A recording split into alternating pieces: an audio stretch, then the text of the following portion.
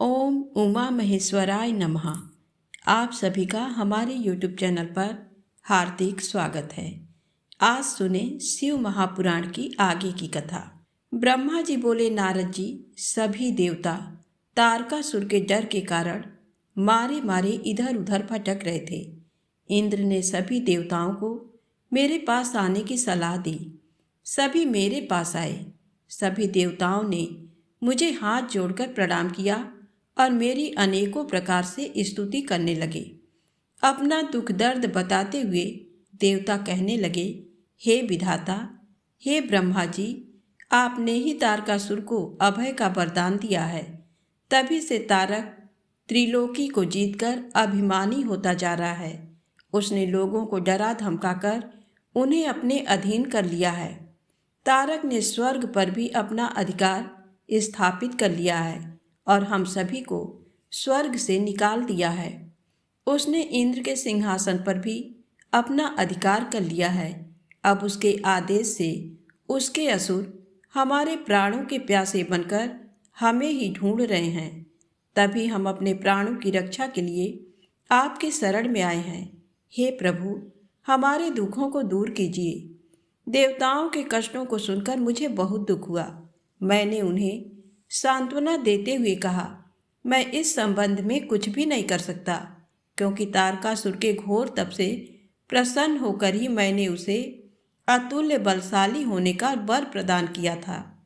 परंतु उसने मदान्ध होकर सभी देवताओं और मनुष्यों को प्रताड़ित किया है और उनकी संपत्तियों पर जबरदस्ती अपना अधिकार कर लिया है। इसलिए अब आप सभी इस बात से निश्चिंत रहिए कि एक दिन तारकासुर का विनाश अवश्य ही होगा।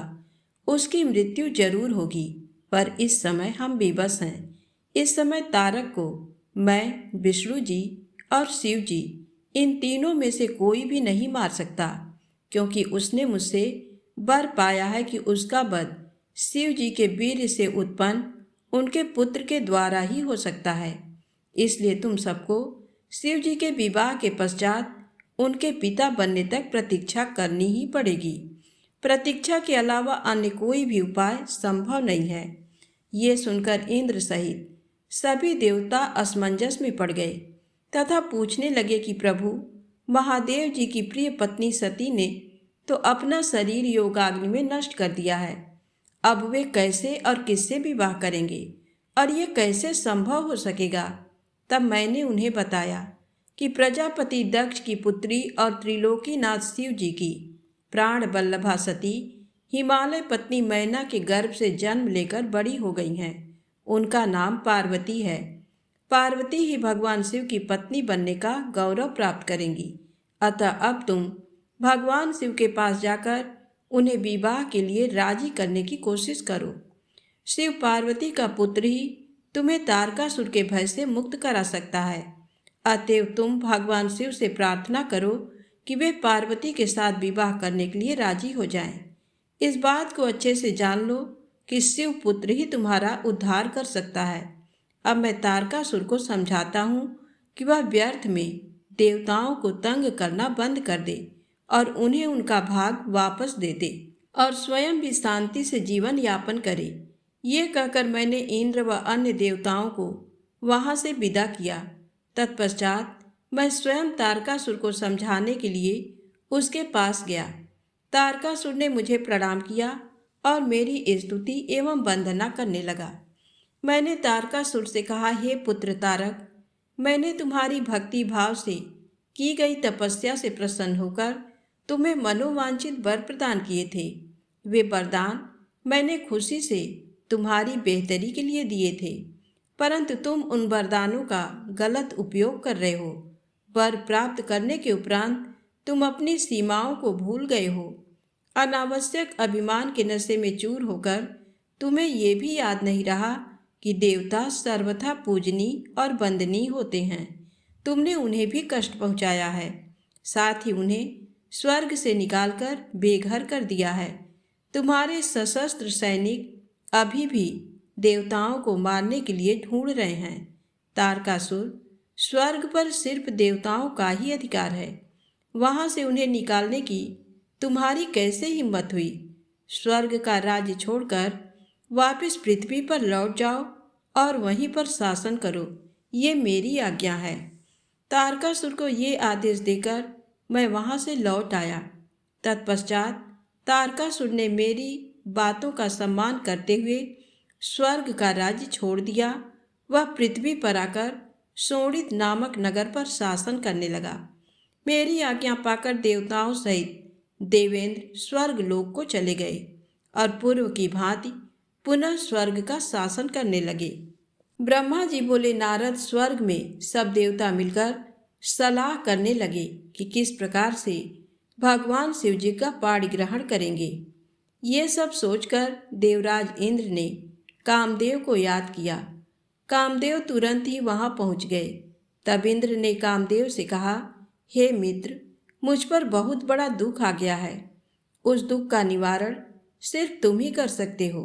हे काम, जिस प्रकार वीर की परीक्षा रणभूमि में, स्त्रियों के कुल की परीक्षा पति के असमर्थ हो जाने पर होती है, उसी प्रकार सच्चे मित्र की परीक्षा विपत्ति काल में ही होती है। इस समय मैं भी बहुत बड़ी मुसीबत में फंसा हूँ और इस विपत्ति से आप ही मुझे बचा सकते हैं। ये कार्य देवहित के लिए है, इसमें कोई संशय नहीं है। देवराज इंद्र की बातें सुनकर कामदेव मुस्कुराए और बोले, हे देवराज, इस संसार में कौन मित्र है और कौन शत्रु, ये तो वाकई देखने की वस्तु है। इसे कहकर कोई लाभ नहीं है। देवराज, मैं आपका मित्र हूँ और आपकी सहायता करने की पूरी कोशिश अवश्य ही करूँगा। इंद्रदेव, जिसने आपके पद और राज्य को छीनकर आपको परेशान किया है, मैं उसे दंड देने के लिए आपकी हर संभव मदद अवश्य करूँगा। अतः जो कार्य मेरे योग्य है, मुझे अवश्य बताइए। कामदेव के इस कथन को सुनकर इंद्रदेव बड़े प्रसन्न हुए और उनसे बोले, हे तात, मैं जो कार्य करना चाहता हूँ उसे सिर्फ आप ही पूरा कर सकते हैं। आपके अतिरिक्त कोई भी उस कार्य को करने के विषय में सोच भी नहीं सकता। तारक नाम का एक प्रसिद्ध दैत्य है। तारक ने ब्रह्मा जी की घोर तपस्या करके वरदान प्राप्त किया है। तारक अजेय हो गया है। अब वह पूर्णतः निश्चिंत होकर पूरे संसार को कष्ट दे रहा है। वह धर्म का नाश करने को आतुर है। उसने सभी देवी देवताओं और ऋषि मुनियों को दुखी कर रखा है। हम देवताओं ने उससे युद्ध किया, परंतु उस पर अस्त्र शस्त्रों का कोई प्रभाव नहीं पड़ा। यही नहीं, स्वयं श्री हरि का सुदर्शन चक्र भी तारक का कुछ नहीं बिगाड़ सका। मित्र, भगवान शिव के वीर से उत्पन्न हुआ बालक ही तारकासुर का वध कर सकता है। अतः तुम्हें भगवान शिव के हृदय में आसक्ति पैदा करनी है। भगवान शंकर इस समय हिमालय पर्वत पर तपस्या कर रहे हैं और देवी पार्वती अपनी सखियों के साथ मिलकर महादेव जी की सेवा कर रही हैं। ऐसा करने के पीछे देवी पार्वती का उद्देश्य प्रभु शिव को पति रूप में प्राप्त करना है। परंतु भगवान शिव तो परम योगी हैं, उनका मन सदैव ही उनके बस में है। हे कामदेव, आप कुछ ऐसा उपाय करें कि भगवान शंकर के हृदय में पार्वती का निवास हो जाए और वे उन्हें अपनी प्राण वल्लभा बना उनका पाणी ग्रहण कर लें। आप कुछ ऐसा कार्य करें जिससे देवताओं के सभी कष्ट दूर हो जाएं और हम सभी को तारकासुर नामक दैत्य से हमेशा के लिए छुटकारा मिल जाए। यदि कामदेव आप ऐसा करने में सफल हो जाएंगे तो हम सभी आपके सदैव आभारी रहेंगे। ब्रह्मा जी बोले, नारद, देवराज इंद्र के कथन को सुनकर कामदेव का मुख प्रसन्नता से खिल गया। तब कामदेव देवराज से कहने लगे कि मैं इस कार्य को अवश्य करूँगा। इंद्रदेव को कार्य करने का आश्वासन देकर कामदेव अपनी पत्नी रति और बसंत को अपने साथ लेकर हिमालय पर्वत पर चल दिए, जहाँ शिवजी तपस्या कर रहे थे। ब्रह्मा जी बोले, हे मुनि नारद, कामदेव अपनी पत्नी रति और बसंत ऋतु को अपने साथ लेकर हिमालय पर्वत पर पहुँचे, जहाँ त्रिलोकीनाथ भगवान शिव शंकर तपस्या में मग्न बैठे थे। कामदेव ने शिव जी पर अपने बाण चलाए। इन बाणों के प्रभाव से शिव जी के हृदय में देवी पार्वती के प्रति आकर्षण होने लगा तथा उनका ध्यान तपस्या से हटने लगा। ऐसी स्थिति देख महायोगी शिव अत्यंत आश्चर्यचकित हुए और मन में सोचने लगे कि मैं क्यों अपना ध्यान एकाग्रचित्त नहीं कर पा रहा हूँ। मेरी तपस्या में ये कैसा विघ्न आ रहा है। अपने मन में ये सोचकर भगवान शिव इधर उधर चारों ओर देखने लगे। जब महादेव जी की दृष्टि दिशाओं पर पड़ी तो वे भी डर के मारे कांपने लगीं। तभी भगवान शिव की दृष्टि सामने छिपे हुए कामदेव पर पड़ी। उस समय काम पुनः बाण छोड़ने वाले थे। उन्हें देखते ही शिव जी को बहुत क्रोध आ गया। इतने में काम ने अपना बाण छोड़ दिया, परंतु क्रोधित हुए शिव जी पर उसका कोई प्रभाव नहीं हो सका। वह बाण शिव जी के पास आते ही शांत हो गया। तब अपने बाण को बेकार हुआ देख कामदेव डर से कांपने लगे और इंद्र आदि देवताओं को याद करने लगे। सभी देवतागण वहां आ पहुँचे और महादेव जी को प्रणाम करके उनकी भक्ति भाव से स्तुति करने लगे। जब देवतागण उनकी स्तुति कर ही रहे थे तभी भगवान शिव के मस्तक के बीचों बीच स्थित तीसरा नेत्र खुला और उसमें से आग निकलने लगी। वह आग आकाश में ऊपर उड़ी और अगले ही पल पृथ्वी पर गिर पड़ी, फिर चारों ओर गोले में घूमने लगी। इससे पूर्व कि इंद्रदेव या अन्य देवता भगवान शिव से क्षमा याचना कर पाते, उस आग ने वहां खड़े कामदेव को जलाकर भस्म कर दिया। कामदेव के मर जाने से देवताओं को बड़ी निराशा व दुख हुआ। वे यह देखकर बड़े व्याकुल हो गए कि काम उनकी वजह से ही शिव जी के क्रोध का भागी बना। कामदेव के अग्नि में जलने का दृश्य देखकर वहां उपस्थित देवी पार्वती और उनकी सखियां भी अत्यंत भयभीत हो गईं। उनका शरीर जड़ हो गया, जैसे शरीर का खून सफ़ेद हो गया हो। पार्वती अपनी सखियों के साथ तुरंत अपने घर की ओर चली गईं। कामदेव की पत्नी रति तो मूर्छित होकर गिर पड़ी। मूर्छा टूटने पर वह जोर जोर से विलाप करने लगी। अब मैं क्या करूं, कहाँ जाऊं? देवताओं ने मेरे साथ बहुत बुरा किया, जो मेरे पति को यहाँ भेजकर शिव जी के क्रोध की अग्नि में भस्म करा दिया। हे स्वामी, हे प्राण प्रिय, ये आपको क्या हो गया? इस प्रकार देवी रति रोती बिलखती हुई अपने सिर के बालों को जोरों से नोचने लगी। उनके करुण क्रंदन को सुनकर समस्त चराचर जीव भी अत्यंत दुखी हो गए। तत्पश्चात इंद्र आदि देवता वहां देवी रति को धैर्य देते हुए उन्हें समझाने लगे। देवता बोले, हे देवी, आप अपने पति कामदेव के शरीर की भस्म का थोड़ा सा अंश अपने पास रख लो और अनावश्यक भय से मुक्त हो जाओ। त्रिलोकीनाथ करुणा निधान शिव जी अवश्य ही कामदेव को पुनः जीवित कर देंगे। तब तुम्हें पुनः कामदेव की प्राप्ति हो जाएगी। वैसे भी संसार में सब कुछ पूर्व निश्चित कर्मों के अनुसार ही होता है, अतः आप दुख को त्याग दें, भगवान शिव अवश्य ही कृपा करेंगे। इस प्रकार देवी रति को अनेक आश्वासन देकर सभी देवता शिव जी के पास गए और उन्हें प्रणाम करते हुए कहने लगे, हे भक्तवत्सल, हे त्रिलोकीनाथ भगवान, आप कामदेव के ऊपर किए अपने क्रोध पर पुनः विचार अवश्य करिए। कामदेव ये कार्य अपने लिए नहीं कर रहे थे, इसमें उनका निजी स्वार्थ कतई नहीं था। हे भगवान, हम सभी तारकासुर के सताए हुए थे। उसने हमारा राज्य छीनकर हमें स्वर्ग से निष्कासित कर दिया था। इसलिए तारकासुर का विनाश करने के लिए ही कामदेव ने ये कार्य किया था। आप कृपा करके अपने क्रोध को शांत करें और रोती बिलखती कामदेव की पत्नी रति को समझाने की कृपा करें, उसे सांत्वना दें, अन्यथा हम यही समझेंगे कि आप हम सभी देवताओं और मनुष्यों का संहार करना चाहते हैं। हे प्रभु, कृपा कर रति का शोक दूर करें। तब सदाशिव बोले, हे देवगणों, हे ऋषियों, मेरे क्रोध के कारण मैंने कामदेव को अपने तीसरे नेत्र से भस्म कर दिया है। जो कुछ हो गया है उसको अब बदला नहीं जा सकता। परंतु कामदेव का पुनर्जन्म अवश्य होगा। जब विष्णु भगवान श्री कृष्ण का अवतार लेंगे और रुक्मिणी को अपनी पत्नी के रूप में स्वीकारेंगे, तब देवी रुक्मिणी के गर्भ से श्री कृष्ण के पुत्र के रूप में कामदेव जन्म लेंगे। उस समय कामदेव प्रद्युम्न नाम से जाने जाएंगे। प्रद्युम्न के जन्म के तुरंत बाद ही संबर नाम का असुर उसका अपहरण कर लेगा और उसे समुद्र में फेंक देगा। रति, तब तक तुम्हें संबर के नगर में ही निवास करना होगा। वहीं पर तुम्हें अपने पति कामदेव की प्रद्युम्न के रूप में प्राप्ति होगी।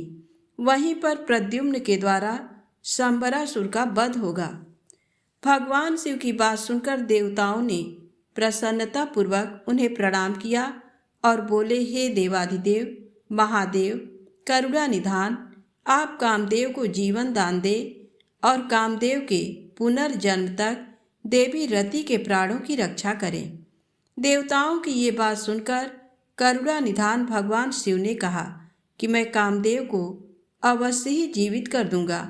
वह मेरा गण होकर आनंद पूर्वक जीवन व्यतीत करेगा।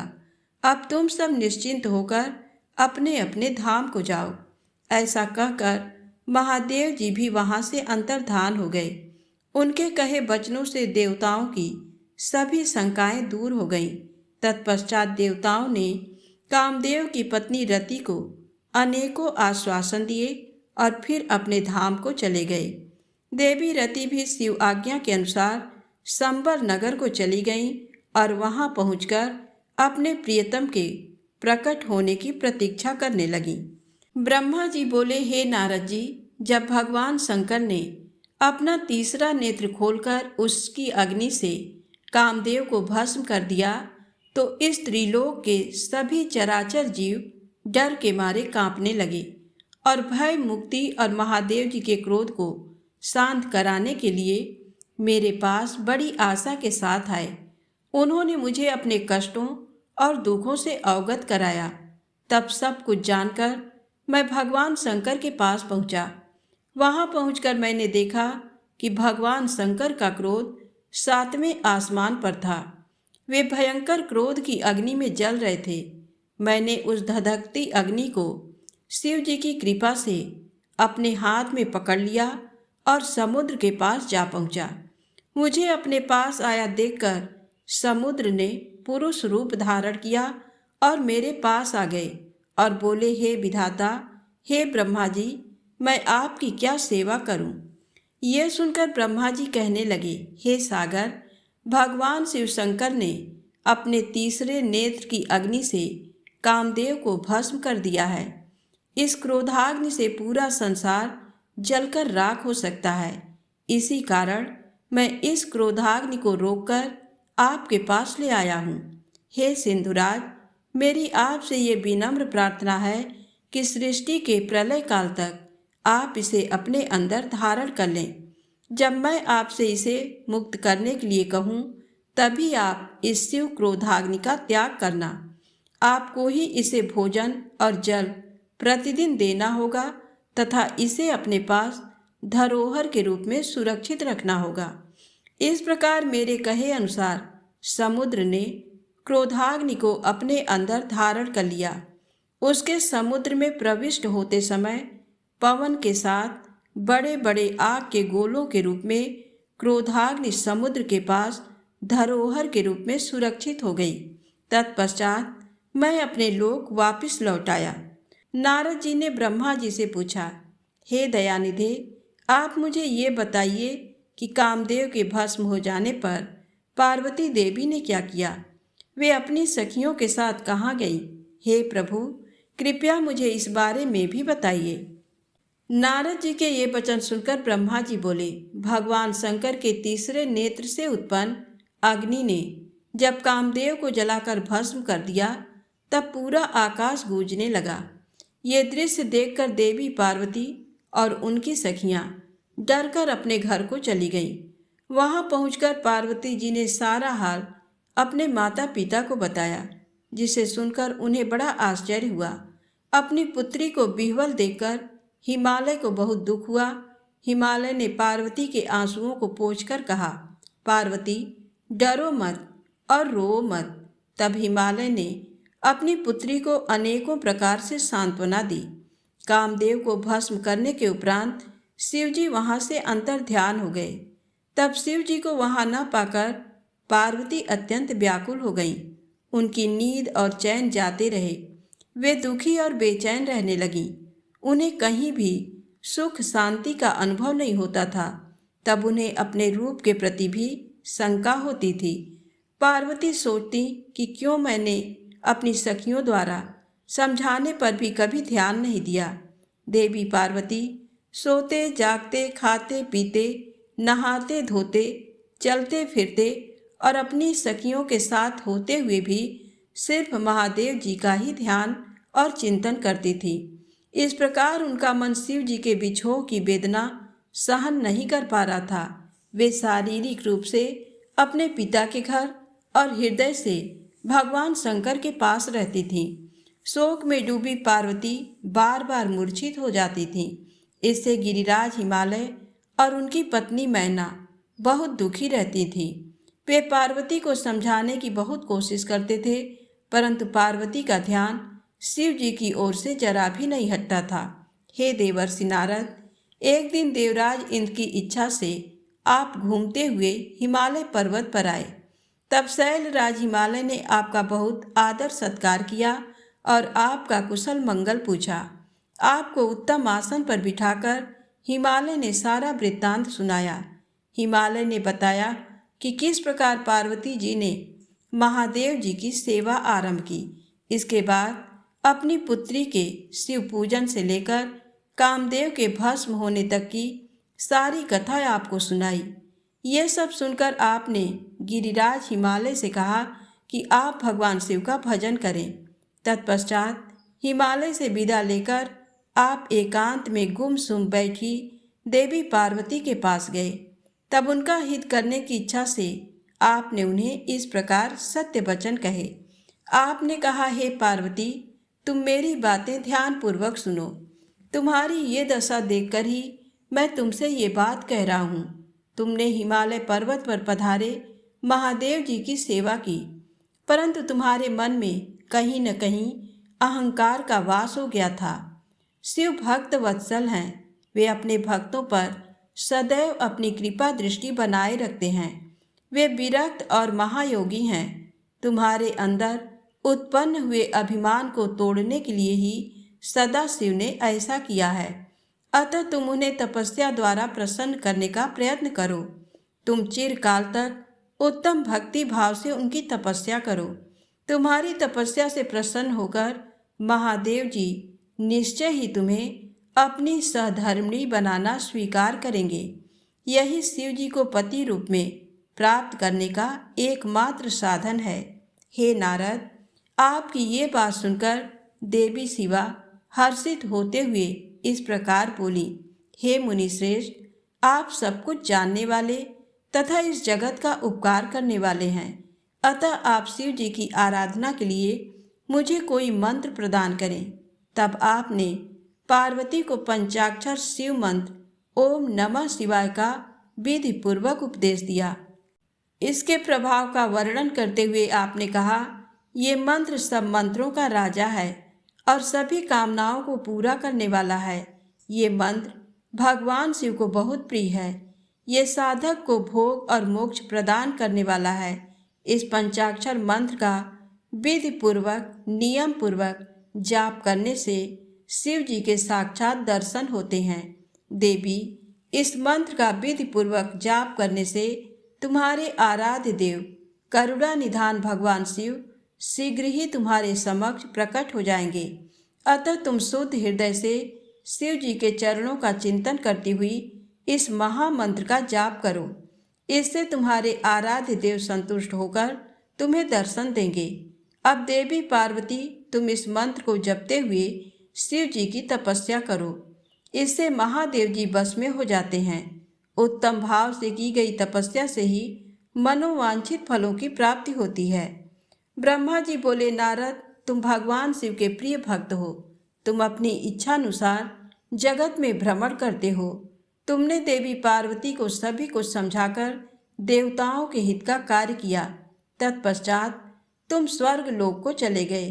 तुम्हारी बात सुनकर देवी पार्वती बहुत प्रसन्न हुई।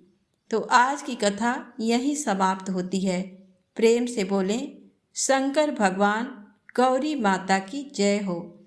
दोस्तों, आपसे विनम्र निवेदन है, कृपया वीडियो को लाइक अवश्य किया करें और चैनल को सब्सक्राइब करें। जय माता दी, जय भोलेनाथ।